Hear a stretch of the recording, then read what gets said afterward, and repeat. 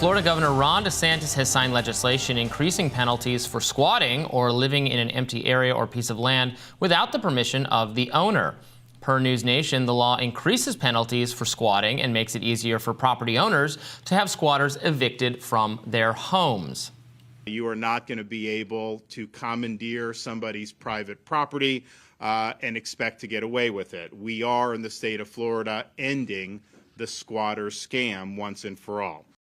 The new law would allow police in Florida to immediately remove squatters. Now, Ron DeSantis referred to squatting as a fad in Florida, now removing squatters rather than having them go through a formal eviction process. It will also make a felony for anyone to do $1,000 of damage or more to the property, News Nation reports. Now, I'm confused, Robbie. I thought that squatters' rights was basically the entire premise of Florida.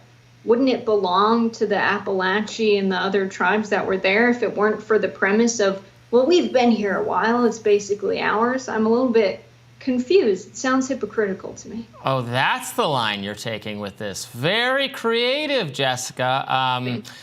Look, we can give back the entire state of Florida to those people, I guess. That's fine. That doesn't really seem like a workable solution. I think that was long ago enough now that it's safely in the past, whereas someone, in many cases, an illegal immigrant, there's a lot of concerns about this in New York City and other places. There was a recent viral TikTok post by an illegal immigrant telling others to start occupying empty buildings, and then if you're there for a certain amount of time, there's nothing the legal system can do to get rid of you.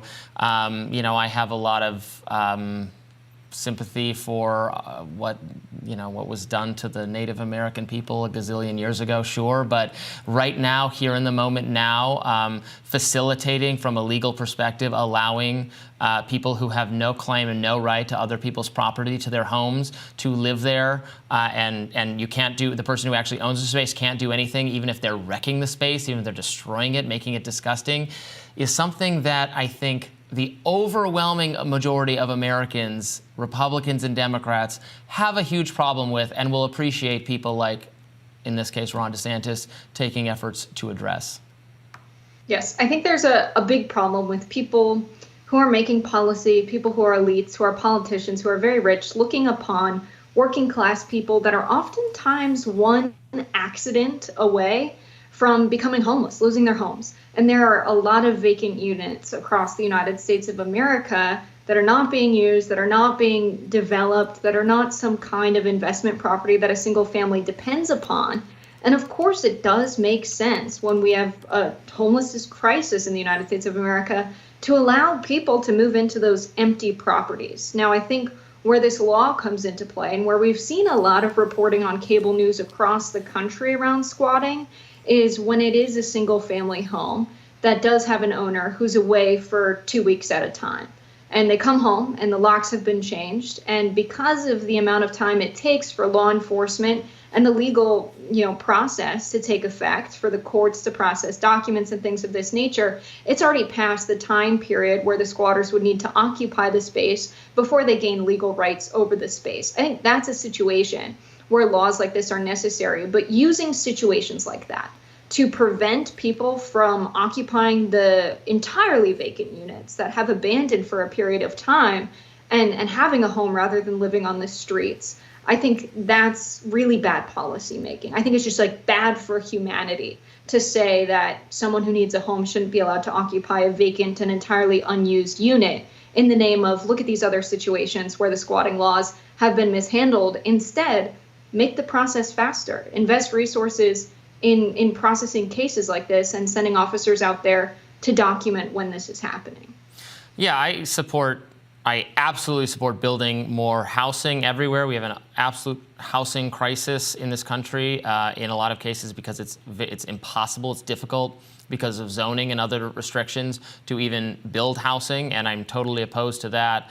There was a recent story in the New York Post about Adele Andaloro, who was, again, this was in Queens, New York City, where she had inherited a property from a deceased relative, and there were people squatting there, and she couldn't get rid of them. So then she tried to change the locks, and she was actually arrested for doing that. I think a lot of, again, not distant property owners who just bought up tons of space and aren't checking on the space, and if people are squatting there, you're right, even I guess I would say that's a more sympathetic case. But just individuals who happen to have a property that then gets taken over and can't get rid of those people, even though they would like to occupy it or they would like to use it for some other reason, and it's theirs, and the legal system works against them, is just such an appalling case.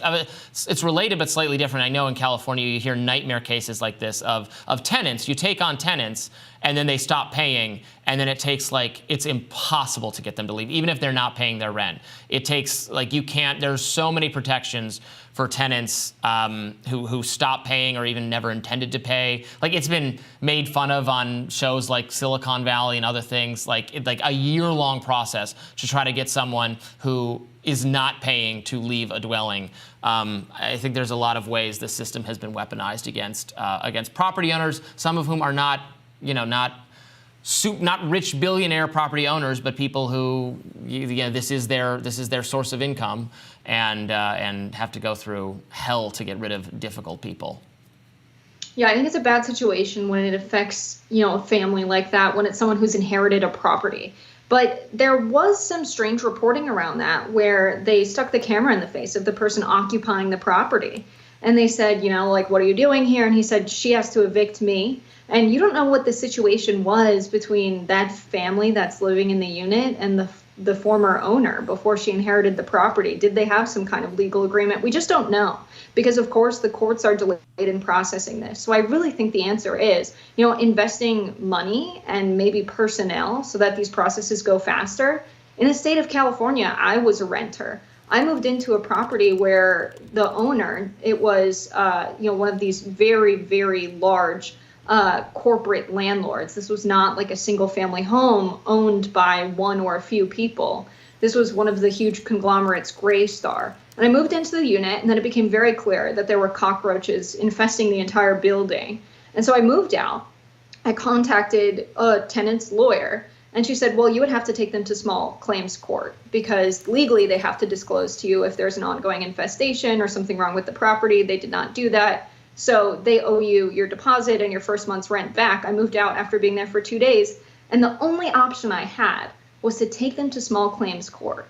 Working class people across the United States of America can't afford to lose, a security deposit, first month's rent, and then wait to go to small claims court to get it back. So as much as it seems like the laws are in the favor of tenants, they're really not, especially in cases when we have these huge corporate landlords. And I think policies like this really benefit the corporate landlords instead, in the name of, oh no, we have to help this small woman who's lost a family home she's inherited.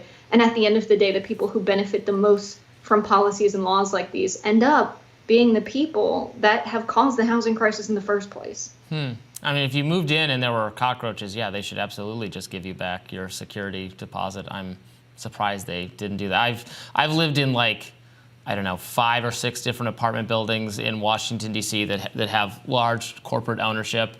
And every time I've had a problem, I usually get a refund or I get something. I've had some crazy situations of my own. But look, I understand corporations can be difficult and distant and not sensitive to people's needs and have a lot of bureaucracy and start to resemble government, frankly, in ways that make me uncomfortable. So I definitely want to protect the little guy, but I frankly think a law like this might actually help the little guy, or the little guy needs a law like this to be able to exercise some control for small property owners. But good discussion, and we'll have more Rising right after this.